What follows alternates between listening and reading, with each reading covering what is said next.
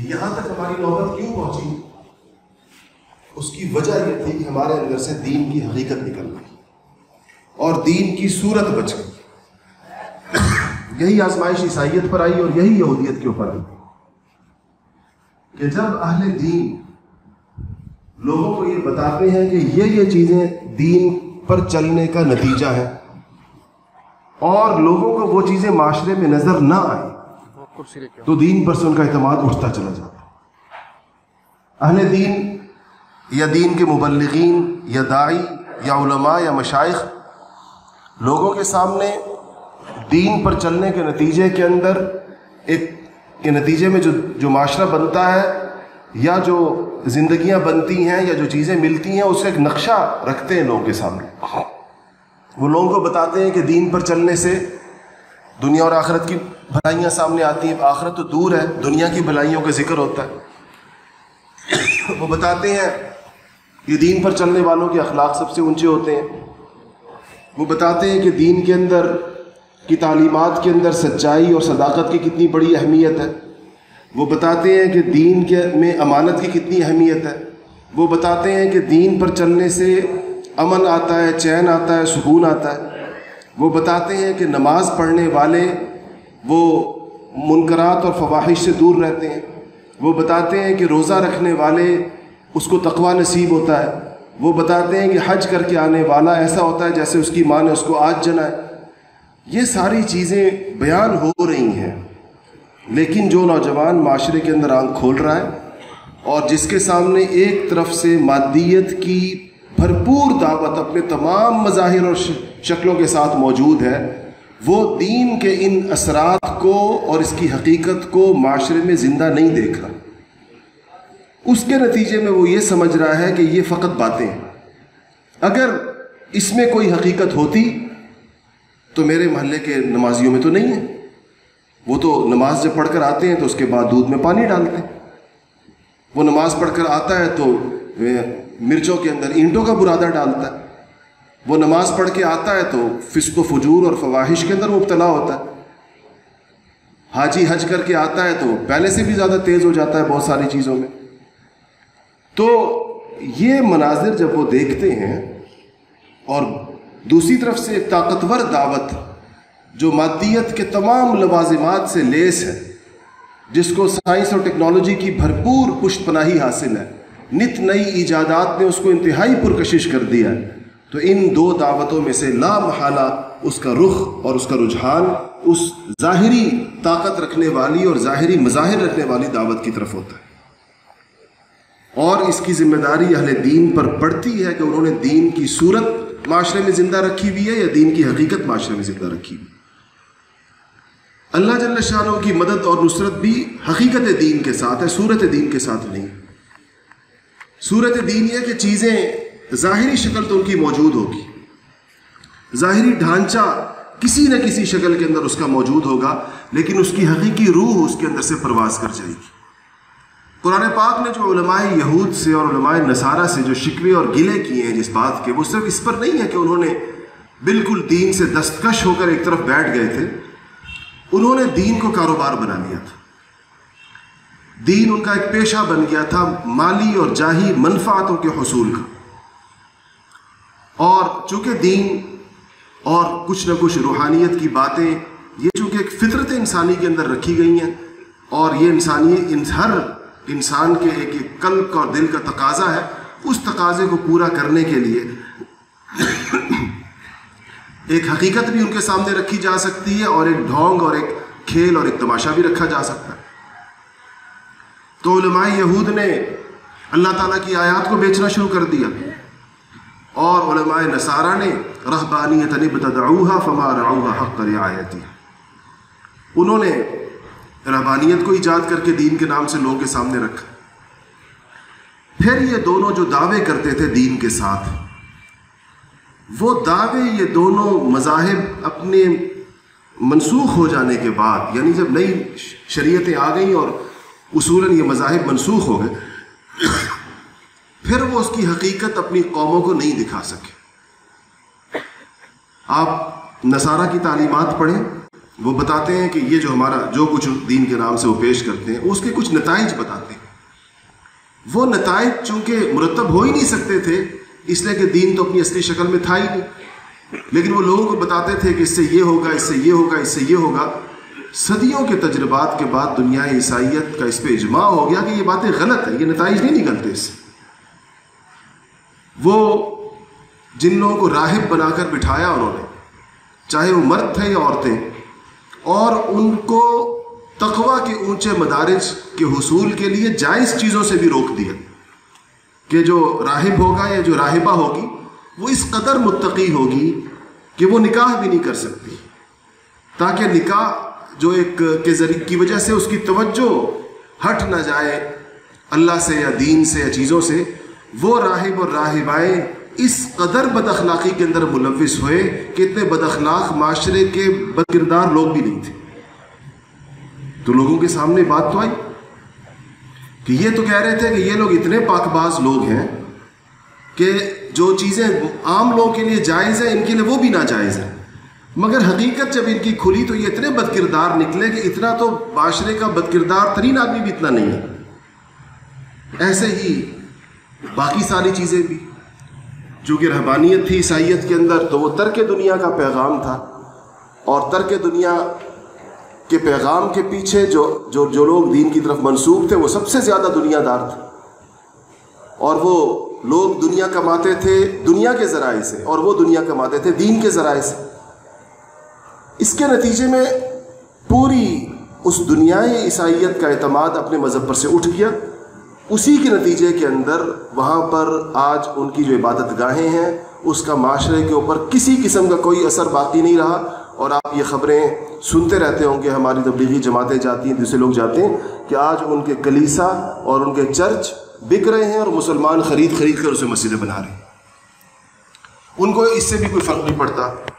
یعنی اس پر کوئی غیرت دینی بھی بیدار نہیں ہوتی. آپ سوچیں ذرا، تھوڑی دیر کے لیے بھی تصور کریں، آپ لوگ جو اس مسجد کے لوگ ہیں، آپ کے پاس پیشکش آئے کہ اس بستی کے عیسائیوں نے کہا ہے کہ اتنے پیسے لے لیں، ہم اس پہ کلیسا بنانا چاہتے ہیں اور اپنی مسجد ہمیں بیچ دیں. تو اس وقت جو مسلمانوں کا معاشرہ ہے یہ تو اس ہمارے معاشرے کے اٹھائی گیر اور بدماش بھی نہیں مانیں گے اس بات کو. تو لیکن وہاں یہ ایک روٹین ہے، آپ پتہ کر لیں، یورپ میں، امریکہ میں سب ہو رہا ہے. چرچ بک رہے ہیں، مسجدیں بن رہی ہیں، اس سے مسجدیں بھی بن رہی ہیں، سینما بھی بن رہے ہیں، اس میں چرچ بک کر اس کے اندر مارکیٹیں بن رہی ہیں، پلازے بن رہے ہیں، سب کچھ بن رہا ہے. ان کے نزدیک وہ ایک عام سی پراپرٹی ہے. اب کہتے ہیں کہ 3 مہینے سے چرچ میں کوئی نہیں آیا، 6 مہینے سے کوئی نہیں آیا، تو کہتے ہیں کہ جی ویسے ہی پڑا ہوا ہے، اس کے تالے لگے ہوئے ہیں، کوئی آتا ہی نہیں اس کے اندر، تو چلو اس کو بیچ دو، پھر کسی اور کام میں اس زمین کو لگائیں. اس سے ملتی جلتی دین، دیکھیں دین برحق ہے، اللہ جل شانہ نے اس کی حفاظت کا وعدہ فرمایا ہے، لیکن یہ حفاظت کس کے ذریعے سے ہوگی؟ یہ ضروری نہیں کہ وہ ہر دور کے انہی مسلمانوں کے ذریعے سے ہو جو اسلام کی طرف منسوب ہے. دین تو رہے گا باقی، قرآن باقی رہے گا، رسول اللہ صلی اللہ علیہ وسلم کی ختم نبوت کا یہ صدقہ ہے. لیکن یہ کمزوری ہمارے معاشرے کے اندر بھی آئی ہے کہ ہر گزرتے دن کے ساتھ ایسا محسوس ہوتا ہے جیسے ہم دین کی حقیقت سے دور ہوتے چلے جا رہے ہیں. اور ہم نے جو طرز حیات اپنایا ہے، جو زندگی گزارنے کا جو طریقہ اپنایا ہے، زندگی گزارنے کے لیے جو ہم نے بود و باش کا جو طرز اختیار کیا ہے، وہ ملغوبہ ہے کئی روایتوں اور کئی تہذیبوں اور کئی قسم کے عادات کا اور کئی قوموں اور مختلف ادیان سے آئی ہوئی چیزوں کا. تہذیب انسانی رویوں سے تشکیل پاتی ہے، اور اس میں ان کی شادی، غمی، مرنا، جینا، ملنا جلنا، نشست برخاست، یہ سب اس کے حصے ہیں مختلف قسم کے. تو ہم کبھی بھی نظر ڈال کر دیکھیں کہ ہمارے ہاں زندگی کا یہ طرز کس طرح کا ہے اور کس انداز کا ہے. پھر ہم نے جب ہمیں سیاسی زوال ہوا امت مسلمہ کو آج سے 100، 150، 200 سال پہلے، اس سیاسی زوال کا یا مسلمانوں کے ہاتھ سے اقتدار کے جانے کے بعد پھر جو تصور دین پیش ہوا وہ صرف عبادات کی حد تک سامنے آیا، کیونکہ عبادات کے اوپر غالب اقوام کو کوئی اعتراض نہیں تھا. ان کو اس سے زیادہ غرض نہیں تھی کہ مسلمان روزہ رکھتے ہیں یا نہیں رکھتے اور نمازیں پڑھتے ہیں نہیں پڑھتے، اگر حج پہ بھی جاتے ہیں تو باقی معاشرے سے وہ چاہتے تھے کہ دین کا تعلق کٹ جائے. اور وہ اس کے اندر ایسے کامیاب ہوئے کہ آپ تھوڑی دیر کے لیے تصور کریں کہ ہمارے اس محلے میں یا ہماری کسی بھی بستی میں ایک غیر مسلم مسلمان ہو جائے، کہیں اور سے آ جائے، اور آپ میں سے کسی سے وہ پوچھے کہ نماز کیسے پڑھنی ہے، تو آپ اس کو مسجد بتا دیں گے. آپ کہیں گے اس مسجد میں چلے جاؤ، جیسے باقی مسلمان کر رہے ہیں ایسے ہی پڑھو، نماز ہو جائے گی. اور ٹھیک ہے، کیونکہ نماز کا ڈھانچہ تو موجود ہے. اگر وہ آپ سے پوچھے کہ روزہ کیسے رکھنا ہے، تو آپ اس کو بتا دیں گے کہ رمضان آیا ہے اور یہ اس کے اوقات اور یہ ہیں. اور پھر وہ کہے کہ میں اسلام کا طریقہ حج سیکھنا چاہتا ہوں، تو آپ اس کو حج کے کسی قافلے کے ساتھ روانہ کر دیں گے اور اسے کہیں گے کہ جیسے جیسے یہ لوگ کرتے چلے جائیں قافلے والے، ویسے ویسے تم کرتے چلے جاؤ، تمہارا حج ہو جائے گا. پھر وہ کہے کہ میں مسلمانوں کا نظام زکوٰۃ سیکھنا چاہتا ہوں، تو آپ اسے کہیں گے کہ اس طرح جس تمہارے اضافی مال پر جو سال گزر گیا تو اس میں سے 2.5% نکال دو، 1 منٹ کے اندر وہ سمجھ جائے گا. اب وہ کہیں کہ میں مسلمانوں کا نظام معیشت سمجھنا چاہتا ہوں، تو آپ اس کو اپنے حبیب بینک میں بھیجیں گے، یا آپ اس کو اپنے اسٹیٹ بینک میں بھیجیں گے، یا آپ اس کو اپنی فائنانس منسٹری میں بھیجیں گے، کدھر بھیجیں گے؟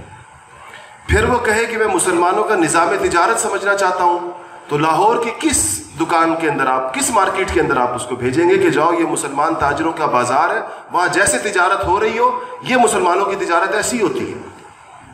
اگر وہ مسلمانوں کا نظام تعلیم سمجھنا چاہے تو آپ کدھر بھیجیں گے کہ آپ اس سے کہیں کہ وہاں جا کر کچھ دن رہو اس اسکول میں، اس کالج میں، اس یونیورسٹی کے اندر.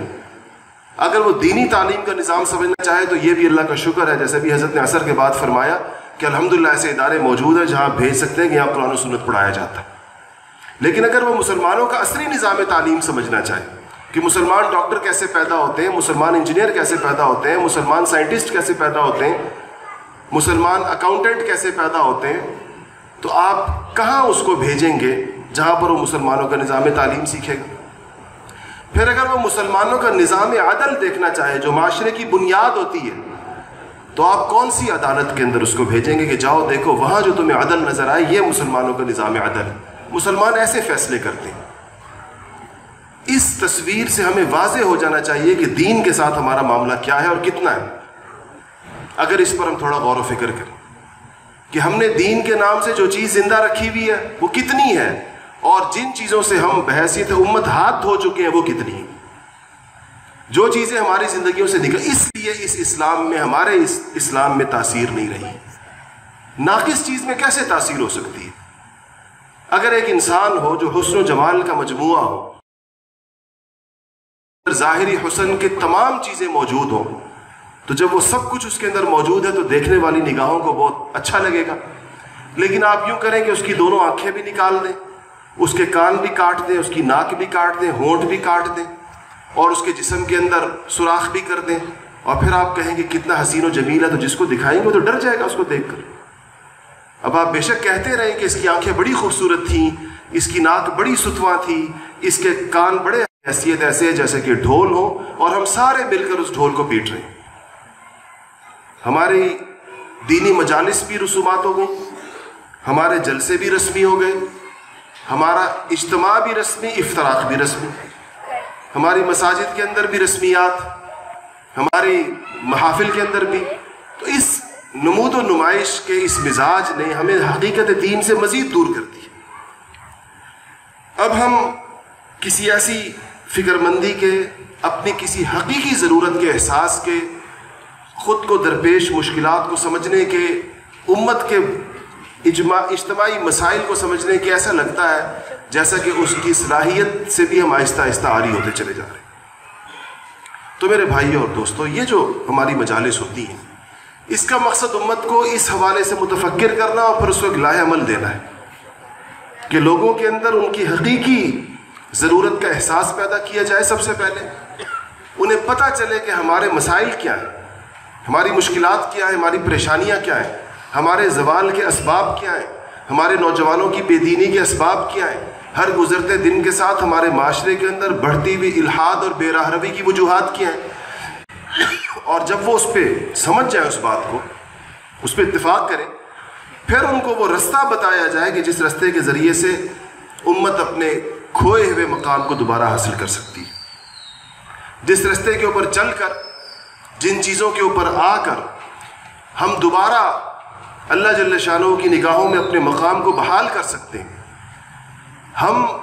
لوگوں کی نگاہوں میں بعد میں گرے ہیں، زمانے اور معاشرے کی نگاہوں میں بعد میں گرے ہیں، پہلے ہم اللہ کی نگاہوں سے گرے ہیں، اس لیے کہ اللہ جل شانہ نے ہمیں امانت دی، کائنات کی سب سے بلند اور بزرگ ہستی محمد مصطفیٰ صلی اللہ علیہ وسلم کی شکل میں عنایت فرمائی، ایک نمونہ اور اسوہ، اپنی آخری کتاب ہمیں دی، اور اس بار امانت کا ہمیں امین بنایا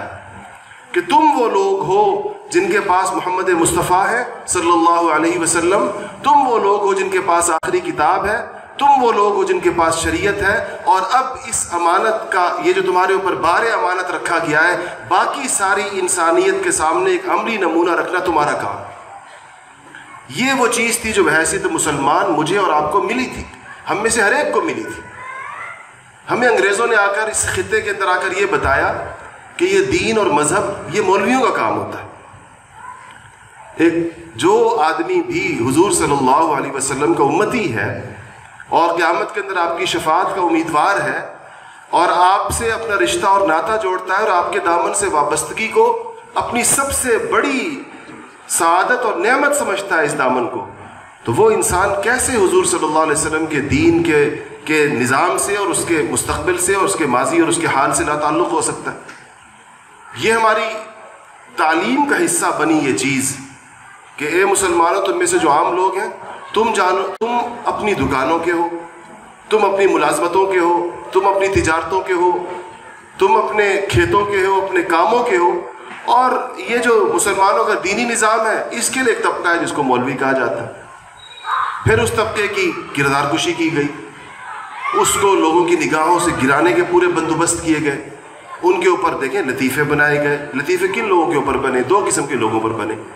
یا ان لوگوں پر بنے انگریزوں کے آنے کے بعد جو ادب اور لٹریچر تیار ہوا باقاعدہ، یہ نہیں کہ خود بخود بنے تھے، یا ان لوگوں پر بنے جن لوگوں نے انگریز کے خلاف مزاحمت کی تھی، ان کو مذاق کا نشانہ بنایا گیا، یا مسلمانوں کے مذہبی پیشواؤں کے اوپر بنائے گئے تاکہ مذہبی پیشوائیت کو ان کی نگاہوں سے گرا دیا جائے اور اتنا حقیر کر دیا جائے کہ ہر کوئی وہ آدمی جو اپنے آپ کو معزز سمجھتا ہے وہ اپنے بچوں کو اس طرف بھیجنے کا تصور بھی نہ کر سکے۔ ہمارے علاقوں میں یہ خان خوانین ہوا کرتے تھے پہلے زمانے میں، تو ایک خان صاحب تھے، یعنی یہ لطیفہ نہیں ہے، حقیقت ہے، ایک خان صاحب تھے، ان کے بڑے گر و فر والے خان تھے، اور یہ خوانین چونکہ اپنی زمینوں پر مسجدیں بناتے تھے، اور ان مسجدوں کے اوپر کچھ تھوڑے سے دانوں پر 4 5 6 من 8 دانوں کے اوپر ایک مولوی کو رکھ لیا کرتے تھے۔ وہ ان کے بہت سارے ملازمین میں سے ایک ملازم ہوتا تھا، اور انگریزوں نے آنے کے بعد تو جو کمی کمین کا ایک خانہ رکھا تھا پٹوار خانے میں، تو مولوی بھی اس میں ڈالے تھے، اس کے اندر نائی تھے، قصائی تھے، موچی تھے، دھوبی تھے اور مولوی تھے، اور ان کے لیے جو عنوان تھا وہ کمی کمین کا تھا۔ تو یہ ماحول تو بر صغیر کا بنا، انگریز کے آنے کے بعد بنایا گیا باقاعدہ۔ مغل بادشاہ چاہے جتنے بھی آخری عمر کے اندر اسراف اور تبذیر کے خوگر ہو گئے تھے، مگر علماء کا احترام مسلمان ریاستوں میں ہمیشہ رہا تھا۔ پھر بھی کوئی نہ بڑے علماء اور بڑے مشائخ کا ایک بڑا لحاظ اور خیال ہوتا تھا، آخر تک چلائیے۔ خود آخری بادشاہ بہادر شاہ ظفر تو خود شیخ طریقت تھے، وہ تو باقاعدہ بیعت کرتے تھے، حدیث پڑھانے کا شوق تھا، دربار میں حدیث ہی پڑھایا کرتے تھے۔ تو جو ہمارے علاقے کے خان صاحب کا بیٹا تبلیغ کے اندر کوئی وقت لگا کر آیا، تو اس نے آ کر مسجد کے اندر اذان دی۔ خان صاحب نے بیٹے کی اذان سنی تو دوسرے خان سے کہنے لگے کہ اس کو دیکھو، کیا اس نے آ کر اس نے اذان دی ہے، کہتا ہے۔ تو اس نے کہا اذان کی خیر ہے، اس دن سے ڈرو جب یہ کچھ کہیں مصلے پر کھڑا ہو کے تمہارے لیے اور شرم نہ بنا دے، کہتا ہے اذان کی تو خیر ہے، لوگ مسجد میں نہیں ہوتے، تو نہیں پتہ چلا ہوا کس نے اذان دی ہے، وہ دن نہ آ جائے کہ یہ مصلے پر کھڑا ہو جائے اور تمہارے لیے باعث شرم ہو جائے۔ تو یہ ماحول تھا اور یہ باقاعدہ بنایا گیا تھا، اور ہم سب اس ماحول سے متاثر ہیں، جتنے لوگ اس ماحول مسجد میں بیٹھے ہوئے کم و بیش، چند حضرات کے استثناء، کیونکہ وہ ہمارے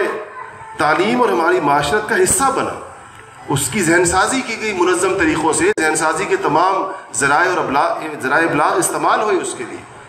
اخبار استعمال ہوا، ٹی وی استعمال ہوا، چینل استعمال ہوئے، انٹرنیٹ استعمال ہوئے، ناول، افسانہ، ڈرامہ، ادب کی شاعری، ادب کی تمام اصناف استعمال ہوئیں اس مقصد کے لیے، اور اس کے نتیجے کے اندر ایک ذہن عمومی طور پر بنایا گیا جو معاشرے کا مجموعی ذہن ہے۔ اور یہ جو میں اور آپ ادھر بیٹھے ہوئے، ہم تو ایک معاشرے کے اندر ایک تھوڑے سے لوگ ہیں جو پھر اللہ پاک کے فضل و کرم سے مساجد سے، علماء سے کسی نہ کسی درجے کے اندر وابستہ ہے، ورنہ باقی رخ کدھر ہے آپ سب کو اچھی طرح پتہ ہے۔ یہ ایک عمومی نقشہ ہے اور ایک عمومی صورتحال ہے جو ہمارے سامنے ہے، اور ہم میں سے کوئی بھی بندہ اس سے انکار نہیں کر سکتا کہ نہیں، معاشرے کی صورتحال ایسی نہیں ہے۔ یہاں راوی سب چین ہی چین لکھ رہا ہے، اور ہر گزرتے دن کے ساتھ ہمارا ایمان کا درجہ بڑھتا چلا جا رہا ہے، اور ہماری معاشرت جو ہے وہ خالص نبوی طریقے کے اوپر ہے، اور دین کے تمام شعبے جو ہیں وہ فعال ہیں، فنکشنل ہیں، اور تجارت دین کے مطابق ہو رہی ہے، اور اقتصاد دین پر چل رہا ہے، اور سود سے ہماری جان چھوٹ چکی ہے، اور تعلیم جو ہے وہ نبوی ترتیب کے اوپر، تربیت کے مناہج سارے ٹھیک ہو چکے ہیں۔ کون کہہ سکتا ہے کہ ہمارا معاشرہ اس طرح کا؟ لیکن مطلوب وہی معاشرہ ہے، اور خوش قسمتی اور سعادت یہ ہے کہ اس مطلوب اور اس ہدف کے ساتھ اللہ جل شانہ کی مدد، نصرت اور تائید بھی ہے، اور قیامت تک ہے۔ یہ تائید اور نصرت دیگر ادیان کے ساتھ قیامت تک کے لیے نہیں تھی۔ عیسائیت یہ دعویٰ نہیں کر سکتی کہ یہ دین قیامت تک کے لیے، اور یہودیت یہ دعویٰ نہیں کر سکتی کہ یہودیت کو قیامت تک اللہ پاک کی تائید اور مدد حاصل ہے، جب تک کہ وہ محمد مصطفیٰ صلی اللہ علیہ وسلم کے دامن سے وابستہ نہ ہو جائے۔ یہ مسلمانوں کے پاس درود شریف پڑھیے۔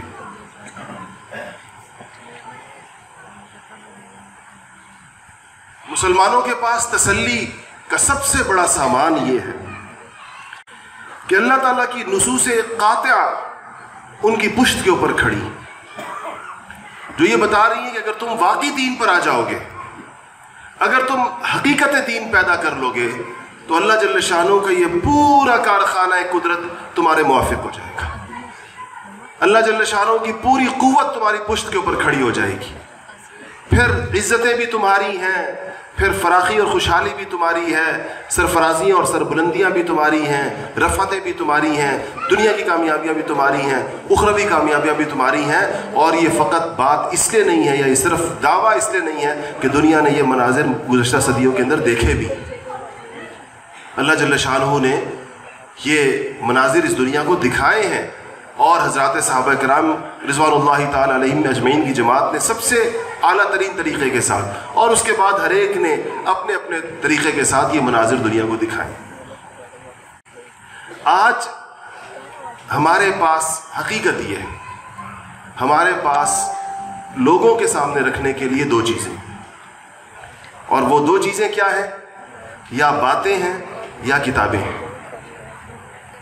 اگر آپ سے کوئی پوچھے مسلمانوں کی خرید و فروخت کیسے ہوتی ہے، تو آپ اسے کہیں گے کہ ہدایہ کا کتاب البیوع دیکھ لو، یہی کہیں گے، یہ تو نہیں کہہ سکتے کہ اچرے کا بازار دیکھ لو۔ اگر کوئی آپ سے پوچھے کہ نماز کیسی ہوتی ہے، تو میرے جیسا بندہ تو پڑھ کے بھی نہیں دکھا سکتا کہ نماز ایسی ہوتی ہے، زبانی بتا سکتا ہے یا اس کا ڈھانچہ دکھا سکتا ہے۔ وہ حضرت شاہ عبدالعزیز صاحب رحمۃ اللہ علیہ سے حضرت سید احمد شہید نے اور حضرت شاہ اسماعیل شہید نے مطالبہ کیا تھا کہ انہوں نے کہا کہ کچھ خوش ہوئے کسی بات پہ۔ مولانا ابو الحسن ندوی صاحب نے سیرت سید احمد شہید میں لکھا ہے کہ ان سے کہا کہ بتاؤ کیا تمہارے لیے کس چیز کی دعا کروں، یعنی کیا چیز تمہیں دوں؟ تو انہوں نے کہا کہ 2 رکعت نماز ایسی جیسے حضرات صحابہ پڑھا کرتے تھے۔ تو انہوں نے کہا کہ کوئی وقت بتایا کہ اس پہ کھڑے ہو جانا۔ اس نماز کی ان 2 رکعتوں کی کیفیت پوری کی پوری حضرت سید کے لوگوں نے لکھی، جو انہوں نے بیان فرمائی کہ ہم نے وہ جو نماز وہ ہم نے پڑھی، تکبیر تحریمہ سے لے کے سلام تک ایک ایک رکن آپ نے جو ان کے شیخ اور ان کے مرشد تھے۔ تو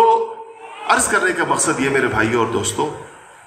کہ دنیا میں اس کو مزید میں آپ کے لیے آسان کروں اس بات کو کہ دنیا کے اندر دوسری چیزوں کی بھی اگر آپ دیکھیں تو ایک اس کی صورت ہوتی ہے اور ایک اس کی حقیقت ہوتی ہے۔ آپ دیکھیں، آپ اپنے کسی چھوٹے سے بچے کو، 5 سال کے بچے کو، 7 سال کے بچے کو کھلونوں کی دکان کے اندر لے جائیں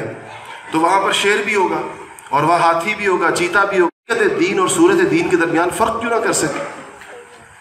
اور ہمیں اور یہ ہمیں پتہ کیسے چلے گا؟ اس وقت پتہ چلے گا جب ہمارے سامنے اور پوری انسانیت کے سامنے حقیقی دین کے نقشوں کو زندہ کیا جائے گا. ایسے افراد معاشرے کے اندر پیدا کیے جائیں گے، ایسے لوگ معاشرے کے اندر پیدا کیے جائیں گے جن لوگوں کی زندگیوں میں دین کی حقیقت موجود ہوتی ہے. اور آپ کبھی بھی پورے معاشرے کا اندازہ لگائیں، کوئی ایک آدمی بھی، ایک فکر مند مسلمان بھی، ایک عالم اور ایک داعی اور ایک شیخ بھی دین کی حقیقت کے ساتھ کسی بستی کے اندر ڈیرا لگا دیتا تھا تو دور دور تک کیسے دین زندہ ہو جاتا تھا. کتنی مثالیں اس کی موجود ہیں. آج جو کچھ موجود ہے اسی کی وجہ سے تو موجود ہے کہ ایسے لوگ تیار ہوتے رہے ہر دور کے اندر. ایسی چیزیں موجود ہیں. ہم پر زوال تمام تر آیا. اس کی صحیح نقشہ اور تصویر آپ صرف اس وقت دیکھ سکتے ہیں جب آپ اس بر صغیر کے معاشرے کا تقابل کریں وسطی ایشیا کی ریاستوں سے، اس کا تقابل کریں آپ مصر، شام اور ترکی سے، اس کا تقابل کریں افریقہ کے مسلمان ملکوں سے. یعنی میں عالم مغرب تو نہیں کہہ رہا، عالم کفر کی تو بات ہی نہیں کر رہا، عالم اسلام کی بات کر رہا کہ ان 50-55 جتنے اسلامی ملک ہیں، ان ملکوں میں جو لوگ رہے ہیں اور گھومے ہیں وہ اس کو دیکھیں اور پھر اپنے بر صغیر کے معاشرے کو دیکھیں تو وہ سمجھیں گے کہ ہم ان سے اللہ جل شانہ کے فضل و کرم سے یہ معاشرہ دین کے اعتبار سے بدر جہاں آگے ہے. ہمیں ہمارے دوست بہت، ہم سنتے تھے ترکی کے اندر ایک انقلاب آیا ہے، اسلامی حکومت آئی ہے. اسی مقصد کے لیے ہم نے سفر کیے ترکی کے کئی دفعہ کہ ہم جا کر اس کو دیکھیں، اور کوئی سیاحت مقصود نہیں تھی، خالص ان دینی تحریکات کا مطالعہ کرنا مقصد تھا جن کے نتیجے میں کچھ نہ کچھ سیاسی تبدیلی آئی، پہلے سے بہتری آئی. لیکن جو معاشرے کی مجموعی صورتحال ہم نے دیکھی تو میری اپنی رائے یہ تھی کہ اس معاشرے کو بر صغیر کے معاشرے، پاکستانی معاشرے کی سطح پر آنے کے اندر کئی دہائیاں لگیں گی دینی اعتبار سے. علماء نہیں ہیں، مشائخ نہیں ہیں، خانقاہیں نہیں ہیں، مدرسے نہیں ہیں. بڑے بڑے شہروں کے اندر پورے شہر میں مدرسہ کوئی نہیں، دین پڑھانے والے نہیں. اور جب ان کے یہاں اس کی فکر پیدا ہوئی تو آپ کو پتہ ہے کہ انہوں نے میں ان حضرات سے میرا تعارف بھی ہے اور تعلق بھی ہے کہ جب ان کو یہ پتہ چلا کہ ہمارے معاشرے کے علاج کے طور پر ہمیں مدارس کی ضرورت پڑے گی تو پاکستان سے علماء لے کر گئے. ہمارے اعزا بھی اس کے اندر مولانا اظہر صاحب وغیرہ آپ جانتے ہیں، حضرات کو اعزاز و تشریف لے کر گئے، اسی لیے گئے تھے. انہوں نے کہا کہ پاکستان سے علماء کو لے کر آئیں، اس نظام کے ذریعے سے احیاء ہوگا دین کا. درود شریف پڑھیں.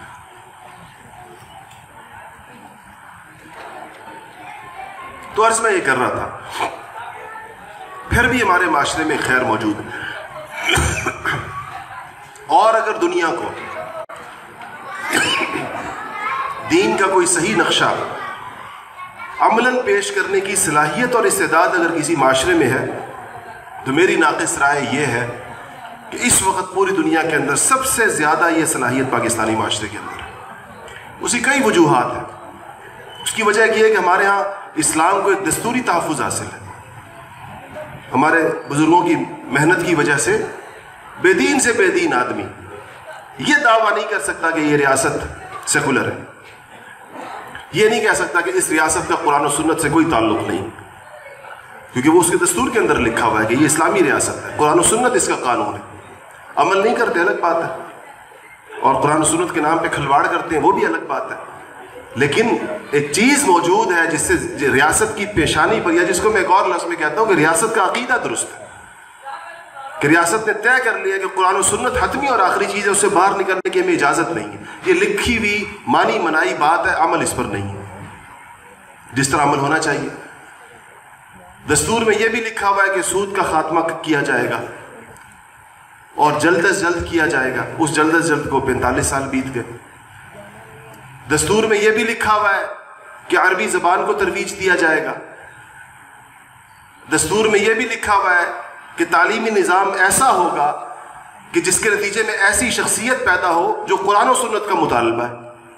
قرآن اور حدیث جیسے انسان چاہتا ہے ایسے انسان ہمارا تعلیمی نظام پیدا کرے گا. تو یہ ٹھیک ہے، اس پر عمل نہیں ہے، لیکن دستوری تحفظ ہونا ایک بہت بڑی چیز ہوتا ہے. کسی زمانے میں بھی اگر آپ کے اہل افراد ان جگہوں کے اوپر پہنچ گئے جن کے ہاتھ کے اندر نظام ہوتا ہے تو یہ دستور، اور وہ کچھ بھی نہیں کہیں گے، وہ کہیں گے کہ دستور کو نافذ کرو. اس سے کون مخالفت کر سکتا ہے؟ اس کی مخالفت کرنے والا تو باغی ہے، اس کی سزا تو موت ہے. کہ جو یہ کہے کہ دستور کو نافذ کرو اور اس کے جواب میں ایک بندہ کھڑا ہو جائے کہ ہم دستور نہیں مانتے، تو وہ تو باغی ہے. اس لیے یہ غنیمت اللہ پاک نے ہمیں عطا فرمائی ہے، یہ نعمت اللہ پاک نے عطا فرمائی ہیں کہ ہم ایک ایسے ملک میں آج ہم یہاں بیٹھے ہیں، ایک دین کی بات ہے اور کر رہے ہیں، اور آپ لوگ جہاں سے بھی آئیں بلا روک ٹوک آئیں. یہ مجالس 90% اسلامی دنیا میں منعقد نہیں کی جا سکتی. 90% اسلامی دنیا، 90%. آپ سعودی عرب کے اندر کر سکتے ہیں، امارات میں کر سکتے ہیں، کسی عرب ملک کے اندر کر سکتے ہیں. 4 بندے نہیں جمع ہو سکتے. 4 بندے اکٹھے ہو جائیں، ان کے اوپر فوجداری مقدمہ قائم ہوتا ہے. اور آپ یہاں پر 10-10 لاکھ جمع ہوتے ہیں، اور جو دل میں آتا ہے وہ کہتے ہیں. ہم اپنے ممبروں پر ہر ہفتے حکومتوں کو جو دل میں آتا ہے سناتے ہیں. تو اور سامنے بیٹھے ہوتے ہیں. میں اسلام آباد میں ایک ایسی جگہ جمعہ پڑھاتا ہوں جہاں یہ سارے لوگ جمعہ پڑھنے ادھر ہی آتے ہیں. میں سے بہت ساری بتا دیں، سنتے ہیں بڑے آرام سے، اپنی کوتاہیاں مانتے، عمل نہیں کرتے. تو عرض کرنے کا مقصد یہ ہے کہ اس نعمتوں کو بھی آپ دیکھیے، موجودہ صورتحال کو بھی دیکھیے. تو اگر ہم سب لوگ جتنے بھی یہاں پر یہ مجمع بیٹھا ہوا ہے، یقین جانیں یہ جو مجمع جتنا مسجد کے اندر بیٹھا ہے، اگر ہم عمل کے اوپر آ جائیں تو یہ پورے لاہور کی ہدایت کے لیے مجمع کافی ہے. اگر اتنے افراد بھی جتنے آپ لوگ بیٹھے ہوئے ہیں، ہم کسی حقیقت دین کے اوپر آ جائیں، ہمارا تزکیہ ہو جائے، کامل دین ہمارے اندر آ جائے، امت کا جوڑ ہمارے اندر آ جائے، تو اس پورے شہر کی کایا پلٹنے کے لیے یہ کافی ہے. آزمائش تو یہی ہے کہ افراد نہیں رہے. پہلے ایسے لوگ گلیوں میں، محلوں میں، بازاروں میں، مسلمانوں کے عروج کے زمانے میں ان کی مسجدوں میں، ان کی ہر جگہ ایسے صلحاء کے جھمگٹے ہوا کرتے تھے، لوگ ہوتے تھے جا بجا. اس کی وجہ سے ایک خیر کا ایک سلسلہ تھا جو چل رہا تھا. وہ خیر اب تک ہم تک آئی ہے، آج تک ہم نے اس سے فائدہ اٹھایا ہے، لیکن مستقبل کی تصویر بڑی تاریک ہے. دیکھیں، ہم نے اپنے گھروں میں جو نسل تقریباً یہاں بیٹھی ہے، ایسے پیچھے نسل، ہم نے اپنے گھروں میں خواتین کو، مستورات کو زیادہ دیندار پایا بنسبت مردوں کے. ہماری دادیاں، نانیاں اللہ اللہ کرتی رہتی تھیں، اور ان کی زبانوں پر اللہ اللہ کے بول ہوا کرتے تھے. اور دادی نانی کا تصور آتے ہی ایک ایسی خاتون ذہن کے اندر آتی ہے جس نے سفید لمبی چادر پہنی ہوئی ہے اور ایک تخت پر بیٹھی ہوئی ہے اور تسبیح اس کے ہاتھ کے اندر ہے اور ہر آئے گئے کو دعائیں دے رہی ہے. یہ نقشہ اگلی نسلوں کا نہیں ہے. اگلی نسلوں کے لیے جو مائیں تیار ہو رہی ہیں آپ کے تعلیمی اداروں میں، مجھے نہیں لگتا کہ مجھے اس بات کی کو مزید توضیح کرنے کی ضرورت ہے، ایسی کو مزید تشریح کرنے کی ضرورت ہے. اگلی نسلیں یہ مناظر تخت پر بیٹھی دادیاں نانیاں نہیں دیکھیں گی، اور نہ گھر کے اندر یہ اللہ اللہ کرنے والے بزرگ ہوا کریں گے. تب ہماری نسلوں کا مستقبل کیا ہوگا اور اسلام سے ہمارے رشتے کی نوعیت کیا ہوگی، اس پر میں کہہ رہا تھا یہ ایسا مسئلہ ہے کہ اگر ہم اس کو سوچیں تو ہماری نیندیں اڑ جانی چاہیے. اس سے زیادہ خطرناک اور پریشان کن صورتحال کیا ہو سکتی ہے کہ کسی انسان کو یہ خطرہ پیدا ہو جائے کہ میری آنے والی نسلیں مسلمان بھی ہوں گی یا نہیں ہوں گی. اس سے زیادہ وہ کس چیز سے پریشان ہو سکتا ہے؟ اس کے لیے یہ جو میں نے عرض کیا کہ جو مجالس کا انعقاد ہوتا ہے، یہ اس حوالے سے مسلمانوں کو متفکر کرنا اور ان کو ان عملی چیزوں کے اوپر لانا جن چیزوں کے ذریعے سے ایک فرد کی زندگی بھی سنورتی ہے، اور جب افراد کی زندگی سنورتی ہے تو اسی سے معاشرے وجود کے اندر آتے ہیں، اسی سے تہذیبیں تشکیل پاتی ہیں، اسی سے انسانوں کی عادات، اطوار، اخلاق، شمائل یہ ترتیب پاتے ہیں. اس کا جو بنیادی نقطہ ہے وہ فرد کی اصلاح ہے، اور اس کا جو بنیادی نقطہ ہے وہ معاشروں کے سامنے دین کی صحیح تصویر پیش کرنا ہے. اگر دین کے نام پر دین کا کوئی جز پیش کیا جائے گا، یا دین کے نام پر صرف باتیں کی جائیں گی، یا دین کے نام پر کچھ ایسے مظاہر زندہ رہ جائیں گے جو نمائش اور نمود و نمائش کے قبیلے کے ہوں گے. اور اگر فرض کیجئے خدا نہ خواستہ ہم نے رہنمائی اور انسانیت کی درست رہنمائی اور ان کی قیادت کا استحقاق مکمل طور پر کھو دیا تو اللہ تعالیٰ پھر دوسری قوموں سے بدل دے گا معاملے کو. پھر اس بے نیاز بادشاہ کو ہماری کوئی ضرورت نہیں. اس کی اتنی مخلوق ہے اور اس کو اپنا دین اتنا عزیز ہے کہ پھر وہ اس کے فیصلے ہیں کہ وہ اس دین کے غالب کرنے کا اور قرآن کی حفاظت کا اور انسانیت کے سامنے انبیاء کے طرز زندگی کو زندہ کرنے کا کام کس سے دیتا ہے. اس وقت آج تک جس طرح میں عرض کیا، میں سمجھتا ہوں موجودہ صورتحال کے اندر کہ اللہ جل شانہ نے ہمارے اس معاشرے کے اندر ایک حصہ دار رکھی. بہت ساری چیزیں یہاں سے اللہ کی نعمت دینی اعتبار سے موجود ہے کہ اگر مسلمان کچھ اکٹھے ہو کر یہ اختلافات کو چھوڑ کر اور ایک دوسرے کی ٹانگیں کھینچنے کو چھوڑ کر اور بد تہذیبی اور بازاری پن کو چھوڑ کر اور اپنے دین کے ساتھ اپنے کسی قسم کے بھی مالی اور جاہی مفادات کو وابستہ کیے بغیر اگر حقیقتاً اس دین کے ساتھ وفادار ہو جائیں اور مخلص ہو جائیں اور اس کے لیے کسی قربانی اور مجاہدے کے لیے تیار ہو جائیں اور اللہ تعالیٰ کی طرف رجوع کرنے والے بن جائیں اور اللہ کو پکارنے اور اس کا نام لینے والے بن جائیں اور اللہ تعالیٰ سے صلح کر لیں اپنی، تو انشاءاللہ ہمیں وہ مناظر ضرور اللہ جل شانہ دوبارہ دکھائیں گے جو اس نے دین کے اوپر چلنے والوں کے لیے جس کا وعدہ فرمایا. ان تنصروا اللہ ینصرکم ویثبت اقدامکم. مدد بھی آئے گی اور اللہ پاک قدم بھی مضبوط کر دیں گے. آج جو اکھڑی ہوئی ہوا ہے، آج جو پوری دنیا کے اندر ایک ظلم کی چکیوں میں پس رہی ہے امت مسلمہ، پوری دنیا کے اندر زوال کی طرف گامزن نظر آ رہی ہے. ان کے وسائل کے اوپر دنیا قابض ہو چکی ہے، ان کا سیاسی اقتدار ختم کر دیا گیا، ان کی معاشرت آخری حد تک خطرے سے دوچار ہو چکی ہے. اور اس ساری صورتحال کو اگر پلٹا جا سکتا ہے اور اگر اس ساری صورتحال کے اندر خیر پیدا کی جا سکتی ہے تو وہ اس فکر اور اس درد اور اس اضطراب کے ساتھ ہو سکتی ہے. ہمارے حضرت اللہ کی عمر برکت عطا فرمائے اسی غم کو لے کر شہر شہر جاتے ہیں اور یہ مجالس اسی نے منعقد کی. یہ کوئی رسمی رواج نہیں ہوتا کہ رسمی طور پر بس کچھ لوگ جمع ہو جائیں گے اور وہ کچھ اللہ کو یاد کریں گے. اللہ کو یاد کرنا تو رسماً بھی بہت بڑی بات ہے. حضرت گنگوئی فرماتے تھے کہ جتنی بھی غفلت سے اللہ کا نام لیا جائے فائدے سے خالی نہیں ہے، تو اس کا کوئی استخفاف نہیں کیا جا سکتا. لیکن فقط اتنے پر اکتفا نہیں کہ بلکہ یہ دعوت فکر ہے جیسا میں نے عرض کی، اور یہ مسلمانوں کو ایک بے چینی اور اضطراب دینے کی کوشش ہے کہ وہ یہ نہ سمجھے ہم اپنے گھروں کے اندر بیٹھ کر اور یہ نہ سمجھے اپنی روٹین کی زندگی گزارتے ہوئے کہ ہم نے اسلام کا حق ادا کر دیا. جو بار امانت ہمارے کندھوں پہ رکھا گیا تھا ہم بطریق احسن اس سے عہدہ برآ ہو گئے، اس سے ہم سبکدوش ہو سکتے ہیں. روز قیامت ہم جواب دے سکتے ہیں کہ اللہ ہم نے اسلام کے ساتھ جتنی وفاداری کا ہم سے مطالبہ تھا وہ ہم نے پورا کیا. یہ ہم کہنے کی پوزیشن کے اندر اگر کوئی سمجھتا ہے کہ ہم ہیں تو اس کو اللہ مبارک کرے یہ کیفیت اگر واقعی اس نے اتنا کچھ کیا، اور اگر نہیں ہے تو ہمیں پھر اس فکر بندی کے اندر اپنا حصہ ڈالنا چاہیے. اس کے لیے دو قسم کے کام، دو چیزوں کی طرف ہم متوجہ کرتے ہیں. ایک کچھ کام ہے جو اپنے مقام کے اوپر رہ کر کرنے کے، اور کچھ کام ہے جس کے لیے ہمیں ایک ماحول اور فضا کی ضرورت ہے. دونوں کا آپس کے اندر ایک تعلق ہے. اگر آپ کسی ماحول اور فضا سے فائدہ اٹھا کر اپنے مقام پر آ جائیں واپس اپنی جگہ پر، اور وہاں پر فضا نہ ہو، وہاں ماحول نہ ہو، تو کچھ عرصے کے اندر آپ پر سے وہ کیفیت ظاہر ہو جائے گی، وہ حالت آپ کی ختم ہو جائے گی. اس کے لیے ایک تو ہم یہ عرض کرتے ہیں، گزارش کرتے ہیں، خاص طور پر علماء سے گزارش کرتے ہیں، صحبت یافتہ حضرات سے گزارش کرتے ہیں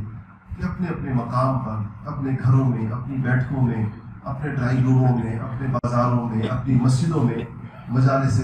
ذکر کا انعقاد کریں. اللہ تعالیٰ کو یاد مسلمانوں سے اللہ بھول گیا ہے. اللہ تعالیٰ کو یاد کرنے کا ایک نظام بنائیں. اللہ کی معرفت اور اس کی محبت نصیب ہوگی تو حقیقت دین کو سمجھنے کے لیے جو شعور درکار ہے وہ بھی عطا ہوگا انشاءاللہ. جب اللہ کی عظمت دل میں آئے گی،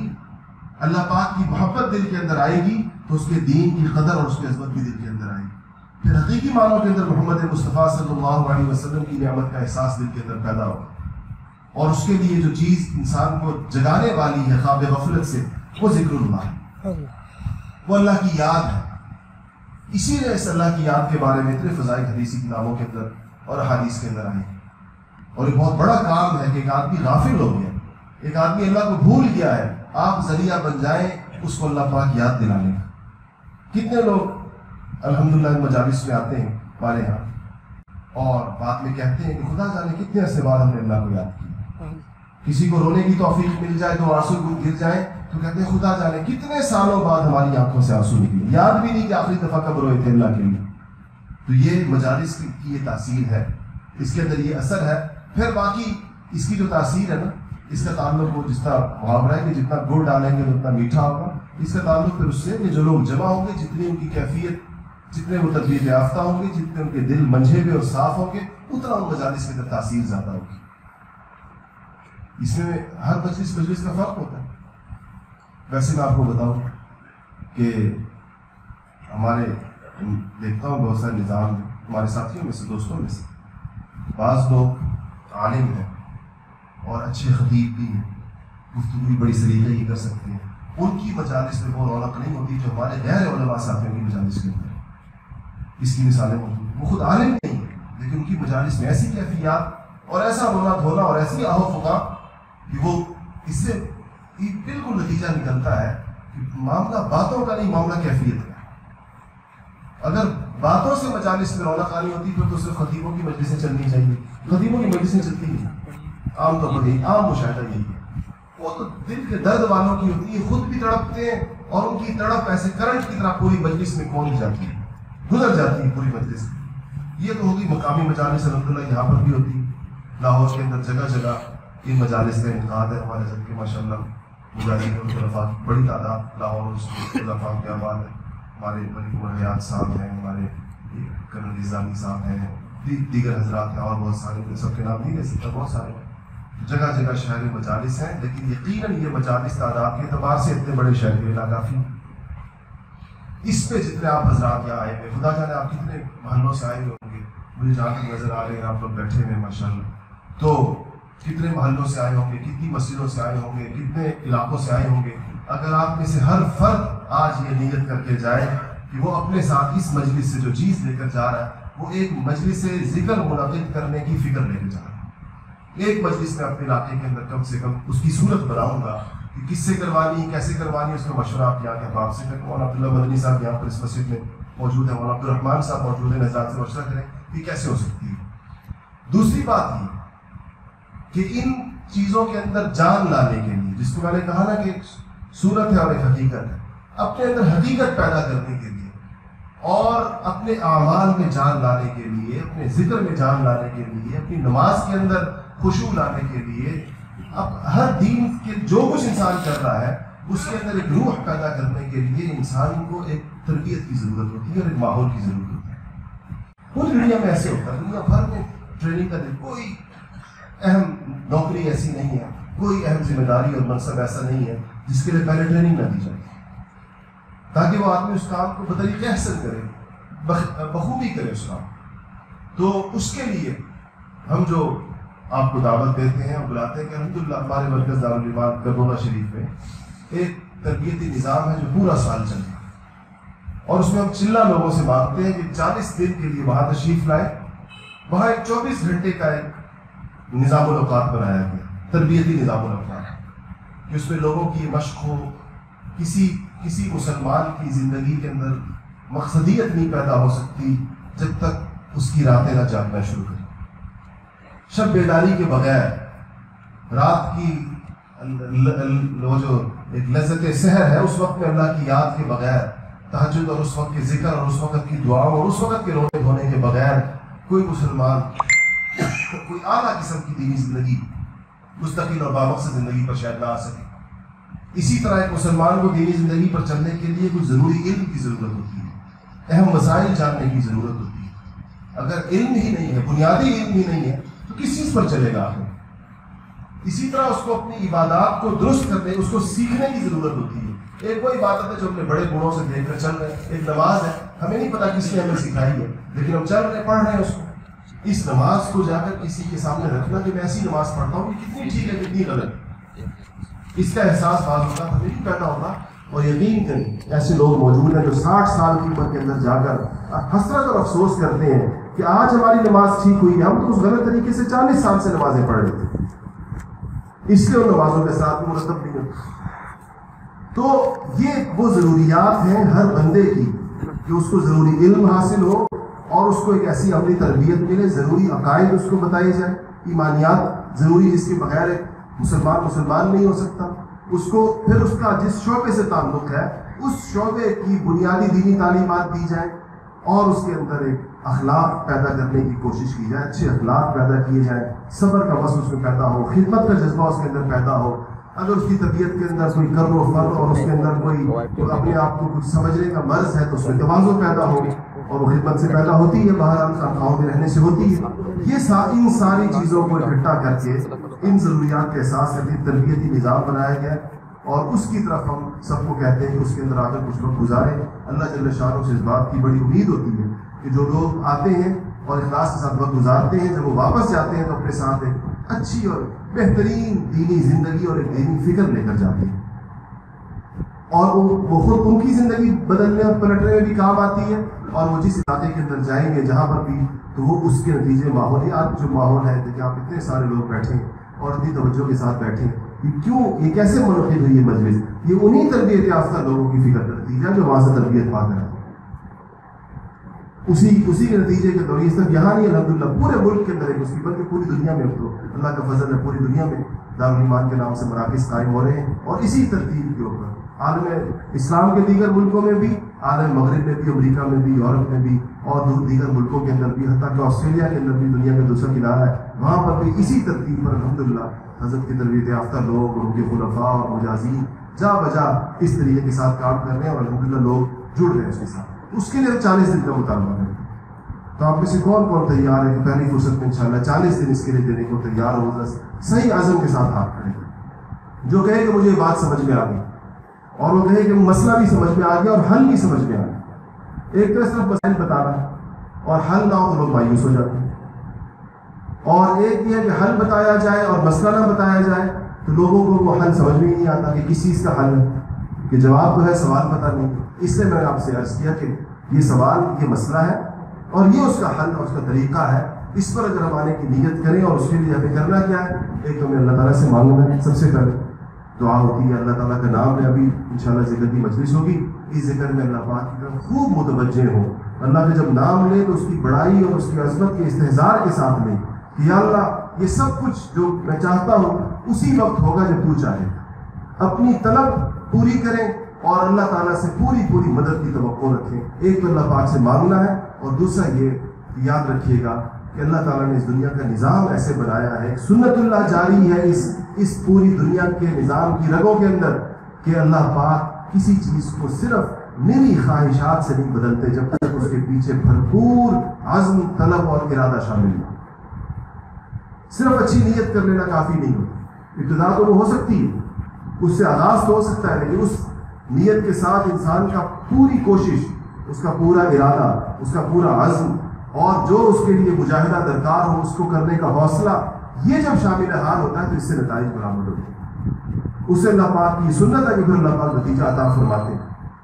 تو اس کا تو سب نے ارادہ کر دیا انشاءاللہ۔ اللہ مجھے آپ کو عمل کی توفیق نصیب فرمائے۔ ذکر کی مجلس ہوگی، پوری توجہ کے ساتھ انشاءاللہ اس کرنے کی